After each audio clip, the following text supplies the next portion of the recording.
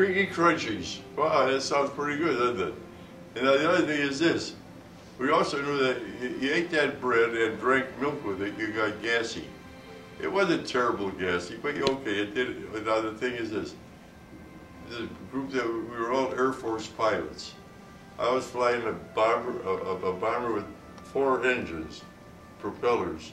The point was someday I'd like to fly an airplane that was all jet propelled. Okay, wow.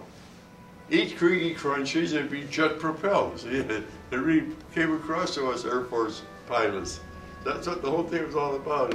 So we did this ad and put it up on a bulletin board in this POW area. Then with a piece of paper, I wrote on there how this stuff was made. And boy, I'll tell you, it wasn't too long. You couldn't get bread crust anymore. Guys are really making this. It was really a very exciting thing to do. Now, this is all part of my World War II war experiences. It's the time I spent in art school, you know, and the time I spent in the kitchen with my mother learning how to cook.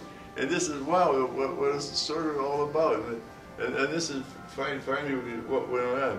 So we continued on, and we had different things going on. Then one time, it was I think about the 3rd of January, the Russians were getting close to where we were in this prison camp in northern Germany, and it was very early in January, very cold weather. But the Germans said we have to keep these POWs, get them away from the Russians, so the Russians don't just come in and liberate them. So okay, at 11 o'clock one night, we finally were all jammed up, you know, lined up at the door, the fences and everything. At 11 o'clock at night, in sub-zero weather, we left this camp. And we were on the walk for 30 hours. And a couple of times, like during the day, we did sort of lie down someplace, but it was just hundreds of guys, thousands of guys, whatever it was, but this is what it was. And it was terrible, terrible. We lost a lot of guys. They just died or got so passed out that the Germans had trucks and stuff, and the guys that dump over, they just throw them in the truck. Not laying out, or just throw them in and stack them up. So we did lose hundreds of guys on that 30-hour thing. But it just continued on. Like, for example, one time, there was a guard walking along, and he was carrying a dog over his back, over his shoulders. He had a gun. Now, in the meantime, I had taken some German in school, and so I talked to the guy. I said, "I'll carry your dog." He says, "No, I will empty the bullets out of my gun, and you carry the gun." So I said, "Okay." That was great because my left foot was frozen already, and I had this gun now. I could use it as a cage. God is really blessing me. He's just fantastic. How nice He's taking care of me whenever it goes on. So that also was that night. It was another thing to do. Just one more little experience, and we continued on, and then finally located in another prison camp, and the Russians were behind us, and we were not liberated then, but it just continued on. So we had continued as POWs. Then finally we did get liberated.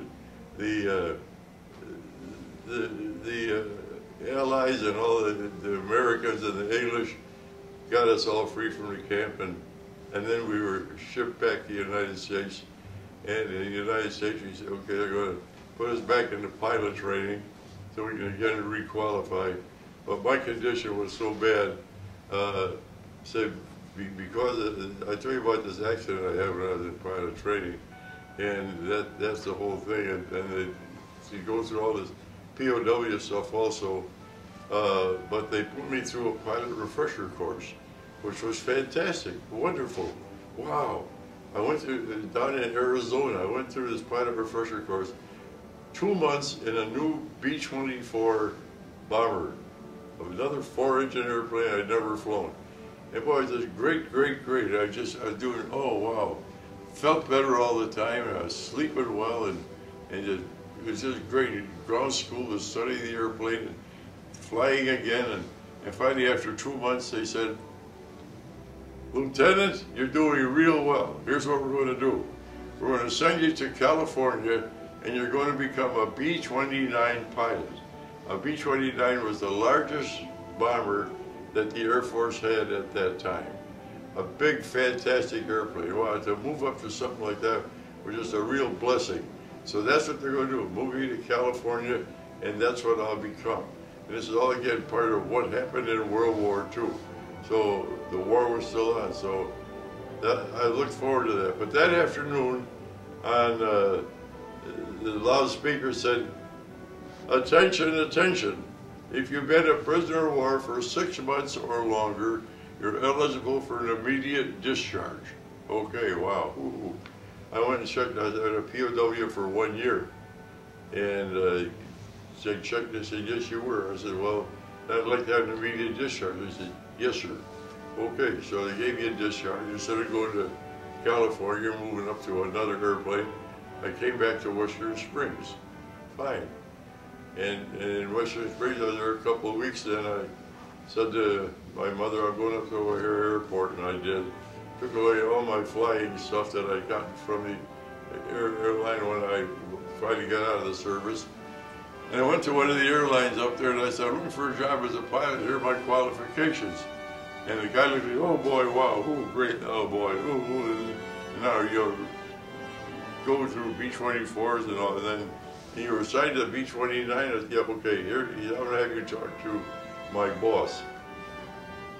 So he called the guy and he told me where to go, and I went up and talked to him, and same thing, he went through all this stuff.